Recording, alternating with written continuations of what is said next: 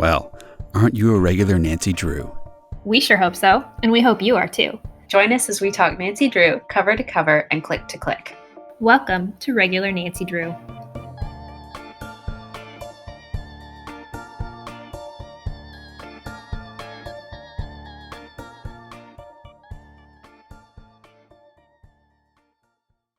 Hello, Regular Drews. Hello and happy Thanksgiving. Happy Thanksgiving. We are here for a special little Thanksgiving mini episode. We are going to be trying a couple things from the Nancy Drew Cookbook, Clues to Good Cooking by Carolyn Keene, circa 19... Oh gosh. I want to say 73. Let me check. Yes, circa 1973. So, pray for us. If you are not familiar with this is a recipe book of things that are sort of kind of based on some of the stories. I think some of the dishes they reference are things that they supposedly eat in some of the books, but not necessarily for all of the recipes. But we do have quite a few strange recipes, quite a few ones that are very new to me. So I'm excited to pick a couple of these and see how they actually turn out. Yeah. It has a few different categories for the recipes that it lists, and I will just run down that list just in case you're curious, Regular Drews.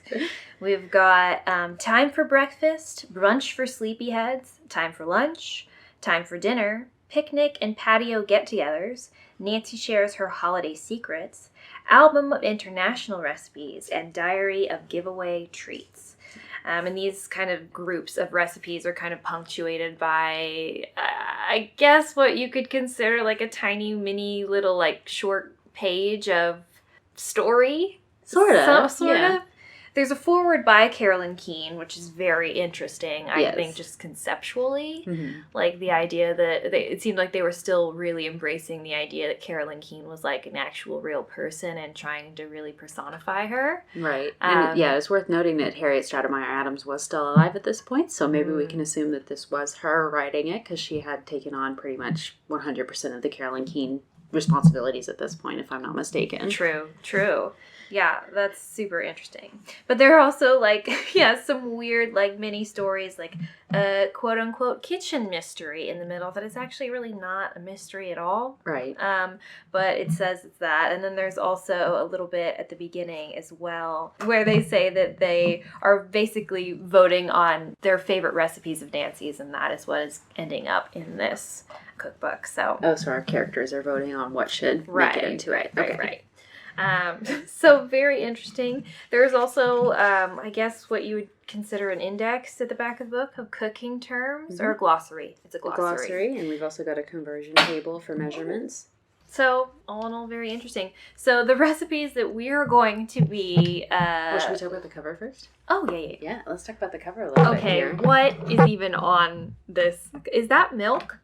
Okay, so the scene is, it looks like a dinner table with ham and pineapple with the maraschino cherries on top. And classic 70s. Some wine glasses that might be filled with milk or some sort of cloudy lemonade, possibly. Maybe it's like a mixed, what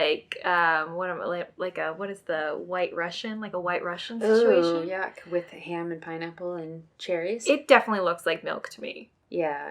But it's honestly a very, romantic looking cover if you actually look past what is actually the food. Yeah. Just the ambiance, the flowers, there's candles, it's, very warm tones. Yeah. I find that kind of interesting for the thought of a Nancy Drew cookbook. You think it might be a little bit more traditional, and, since this is published in the 70s, maybe kind of echoing and harking back to the 50s. That's what I would assume would be on it. But it's interesting, Yeah.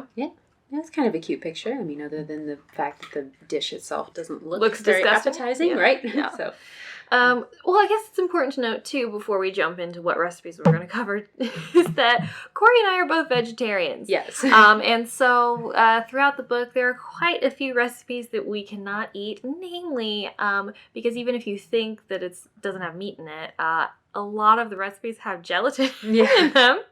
Desserts and savory have gelatin in them, so it's very concerning as to why all these foods need Jell-O. It's honestly really gross. It's either gelatin or mayonnaise. There's also a lot of mayonnaise. A lot of gelatin in mayonnaise for some reason. Oh my gosh. So anyway, a couple of the recipes that we've picked, I mean, honestly, I feel like they're kind of safe and easy bets. Yeah, we've decided to do one savory, one sweet. So we did have a little bit of difficulty finding one without any meat products or gelatin in it. But once we narrowed it down a little bit, we have chosen 2 different recipes that we are going to make and try today for the podcast. Yes. And they are Hannah's Cheese Puffs. So Hannah's Cheese Puffs have 8 slices white bread, 4 slices sharp cheese, 2 eggs, 2 cups milk, a half a teaspoon salt, an 1/8 teaspoon pepper, and a 1/4 teaspoon dry mustard.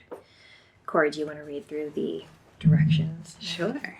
We're going to arrange 4 bread slices in the bottom of a large greased baking dish. We're going to cover each one with a slice of cheese. Place 4 more slices of bread on top of that cheese. Beat the eggs until they are frothy. Add milk, salt, and pepper, and dry mustard, mixing it well, and then pour that over the sandwiches. We're then going to bake those for 30 minutes at 350 degrees in the oven, and the sandwiches will be puffed and lightly brown when done, and serves 4. And then we do have a little tidbit at the bottom here. It says, use a cheddar cheese for this recipe. It's high in vitamin A and has the added advantage of melting easily. Yeah. Cute little tip.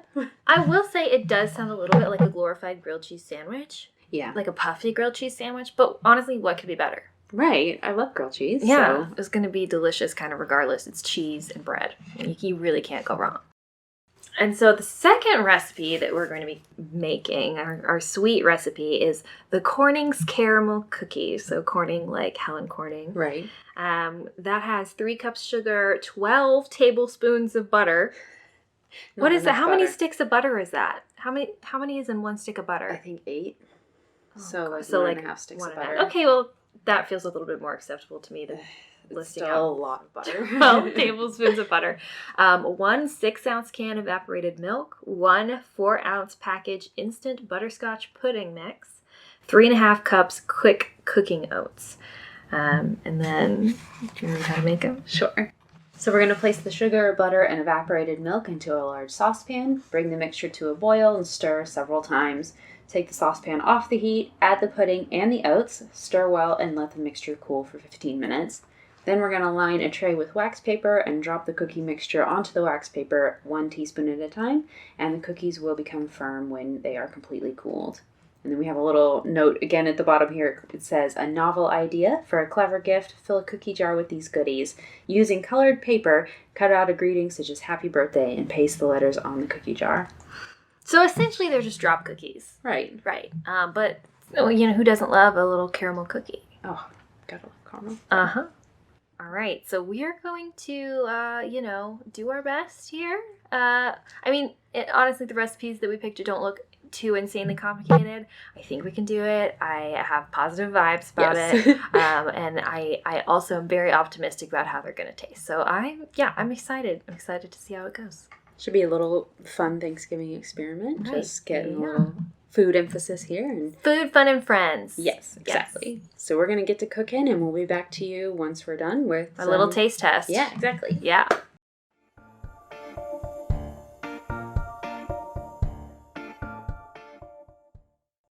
All right, regular Drews, we are back, finished with our cheese puffs here, and they don't look promising, to be honest with you. We are about to sample them here. I just don't understand in any kind of universe how this would be labeled a cheese puff, because at best, it is like a French toastified grilled cheese sandwich. Right. At worst, it's a sloppy mess. It's very sloppy. But yeah, I guess let's taste it. You want to taste it? We followed the recipe to a T. Oh, the way it mushes is not encouraging. Okay, I'm gonna get a smaller bite than that because I'm not confident. Oh, your face does not give you confidence in trying this. Oh, maybe? Mm-mm. I mean, it's not super flavorful. Definitely could do with more cheese. Or mustard powder, because we didn't really... Yeah, barely any. There's zero flavor to it. The texture of the bread is very mushy. It's cheese, bread, and egg. I'm not the biggest fan of white bread, and it is falling apart a little bit. I wonder if that's just due to the bread itself. Yeah, were we supposed to remove the crust? Because I didn't think that was in the directions. It might have been. I don't remember. I'm going back in for a second bite, so it can't be terrible. Yeah, I've had 2 bites. I'm on my 3rd. Okay, if you get a piece that it has no crust on it, that's like in the middle of it, I think it tastes more like what it was supposed to taste like. Okay, it does not call for removing the crust, so Right. we're good. So, do we want to give this one a flashlight score? Yeah, definitely 1 out of 5 flashlights. It's gross. I would not. It's make gross, this y'all. Again, or would not eat this again. Yeah. Honestly, I'm surprised that it's as bad as it is because you think you probably couldn't go that wrong with bread and cheese and eggs even. You know, that's not that unusual of a combination, but it's gross. The dog's enjoying it. But that's about it. Yeah. Oh well. Well, we're going to try the cookies here in just a minute when they cool, and hopefully those will be better. Yes. I have high hopes for those because they smell good, they look fine, so. I do have to say, I snuck a little bit of a taste already of it because, you know, a little piece fell off when I was dropping it onto the sheet and had to try it. Had to try Sample it. And it was pretty good. So, all right. All right.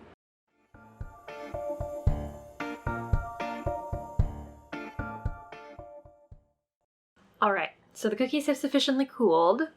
So we're going to take a bite of them. Let's try it. Okay. It's pure sugar. Mm-hmm. It's sugar. Mm-hmm. I mean, sugar's good. Don't get me wrong. But the texture of it is like eating wet Grainy. sugar. Like wet sugar that hasn't dissolved. Right. Maybe it didn't dissolve enough? I don't know. I mean, we boiled it like, I don't know. A while. It's definitely dissolved. It's just a very grainy texture on oats. It did have a lot of sugar in it. Mm-hmm. So it was just maybe too much sugar in the recipe. It's also, so the size of the cookies that we got were smaller because they cooled faster. We wanted to eat them more quickly. But it's so overpowering that I can't imagine eating anything larger than this. One more bite and I'm like, oof. Uh-huh. Gosh. Wow. Okay. Well. What flashlight score would you give it, Corey? I don't know. What is the name of that candy bar that's basically just caramel on a stick? Caramel on a stick.